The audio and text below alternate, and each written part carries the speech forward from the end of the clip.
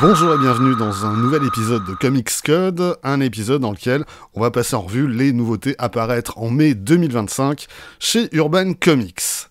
Comme d'habitude, si vous notez des erreurs, des oublis ou des changements de dernière minute, n'hésitez pas à venir les signaler dans les commentaires, c'est aussi fait pour ça. Et du côté de chez Urban, le mois de mai s'annonce petit mais costaud. Seulement 8 titres au programme, mais dont au moins la moitié d'entre eux ont l'air d'être très attendus par les lecteurs français.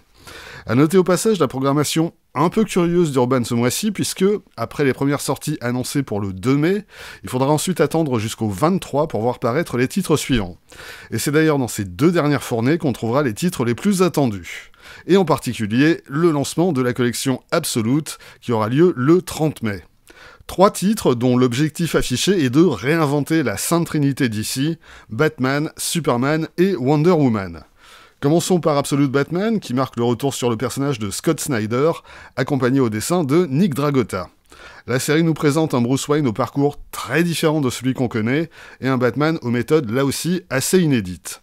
Il faut dire que l'action se situe dans une Gotham City extrêmement violente, qui ferait passer celle qu'on connaît pour une accueillante cité balnéaire touristique. Scott Snyder joue à fond la carte de l'outrance et de l'ultra-violence, et Nick Dragotta nous donne à voir un Batman massif et vraiment très impressionnant. Lu au premier degré, Absolute Batman peut sembler ridicule tellement tout y est exagéré, mais si on l'aborde avec un minimum de recul, ça devient une lecture vraiment très fun et parfois carrément jubilatoire. Mais les avis risquent d'être très tranchés sur ce titre.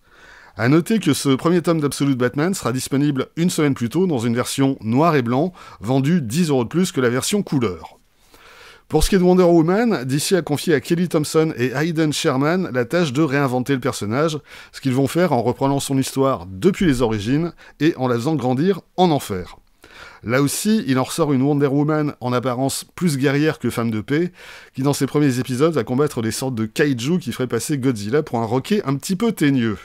Mais Kelly Thompson aborde son héroïne avec davantage de finesse que ne le fait Snyder avec Batman, et elle en propose un portrait assez nuancé qui, au bout du compte, donne à voir de manière assez éclatante ce qu'est le cœur du personnage. En outre, Hayden Sherman signe une prestation assez magnifique, tant par la beauté et la richesse de ses planches que par ses choix de narration. De mon point de vue, si vous ne deviez lire qu'un seul des 3 titres absolutes, c'est sans conteste celui-ci. Mais en vrai, je conseille très volontiers les 3 titres, y compris Absolute Superman, par Jason Aaron et Rafa Sandoval, peut-être le plus classique des 3 dans son approche du personnage, mais aussi dans son interprétation graphique. On y rencontre un Superman très jeune, qui combat dans l'ombre une compagnie baptisée Lazarus, qui exploite dans le pire sens du terme des millions d'ouvriers aux 4 coins du monde. Avec cette version du personnage, Jason Aaron renoue avec ses origines, telles que le mettaient en scène Jerry Siegel et Joe Shuster dans ses premières aventures, à la fin des années 30. Un Superman engagé dans une lutte sociale et prenant la défense des défavorisés face à une compagnie toute puissante, prête à tout pour s'enrichir. À côté de ça, le scénariste joue avec l'histoire du personnage et, comme dans les autres titres absolutes, réinvente ses origines de fond en comble, et de ce point de vue offre quelques surprises assez inattendues au lecteur. Bref, avec ces 3 premiers titres, la gamme Absolute s'annonce sous les meilleurs auspices, et on suivra avec attention son évolution, en espérant qu'Urban ne se limite pas à ses seuls titres, et propose également au lectorat français les séries consacrées à des personnages moins vendeurs. Oui, Martian Manhunter, je pense à toi tout particulièrement. Du côté de l'univers DC classique, on trouvera également des choses dignes d'intérêt, à commencer par le tome 3 de Wonder Woman hors la loi, de Tom King et Daniel Sampere, qui vient conclure l'affrontement entre Diana et le Souverain.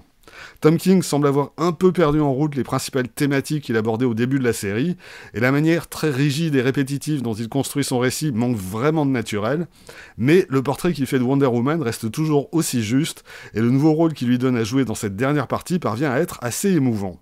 Et de son côté, Daniel Sampere propose une version toujours aussi iconique du personnage.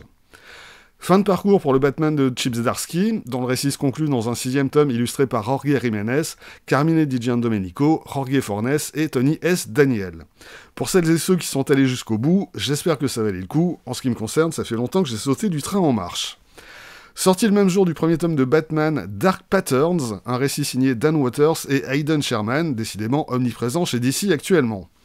Il s'agit du premier d'une série de 4 récits, composés de 3 épisodes chacun, et qui se situe au début de la carrière du personnage. Et Batman va y affronter un des personnages les plus what the fuck de toute sa carrière. On est là au-delà de l'outrancier, tellement le personnage en question est absurde et invraisemblable au possible, et un peu comme pour Absolute Batman, c'est le genre de récit qu'il est impossible de prendre au premier degré. Et en même temps, c'est typiquement le genre de personnage qui ne pourrait trouver sa place ailleurs que dans l'univers de Batman, qui s'est d'une certaine manière fait une spécialité de ce genre de dinguerie. Et donc, oui, à condition d'accepter les règles du jeu posées par Dan Watters ici, ce premier tome est tout à fait réussi, et le travail d'Aidan Sherman est tout aussi remarquable que sur Absolute Wonder Woman. Reste à aborder le sujet qui fâche. Urban nous propose ici un album de 80 pages au prix de 16€, ce qui, de quelque manière qu'on le prenne, reste exagérément cher. Surtout qu'à l'heure actuelle, DC n'a semble-t-il fait aucune annonce sur la manière dont il prévoit de sortir cette série en volume. Autrement dit, si vous lisez indifféremment en français ou en anglais, et si votre budget comics n'est pas extensible à l'infini, il me semble urgent d'attendre. Du côté des titres indés, la grosse sortie du mois, c'est le nouveau tome de Saga, le 12e, comme toujours signé Brian K. Vaughan et Fiona Staples. Vaughan continue d'avancer ses billes, à son rythme, donc vraiment sans se presser, mais en collant au plus près à ses personnages et à leurs émotions, et Staples continue de faire souffler un vent de bizarrerie permanent sur cet univers. Bref, Saga continue d'être un des titres les plus singuliers du monde des comics, et c'est pour ça qu'on l'aime. Et terminons par le 5e et dernier volume de The One Hand and the Six Fingers de Ram V, Dan Watters, Sumit Kumar et Lawrence Campbell, qui vient conclure ce récit choral. Une conclusion que j'ai trouvée assez loin d'être satisfaisante, tant on la voyait venir quasiment depuis le début, et tant elle fait basculer le récit dans un autre genre, sans proposer grand-chose d'original.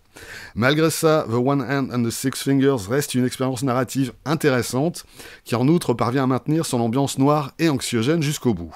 Alors effectivement, la proposition éditoriale d'Urban Comics sur ce titre avait du sens, même si, au final, parce que le récit ne parvient pas à tenir toutes ses promesses, ça reste cher payé.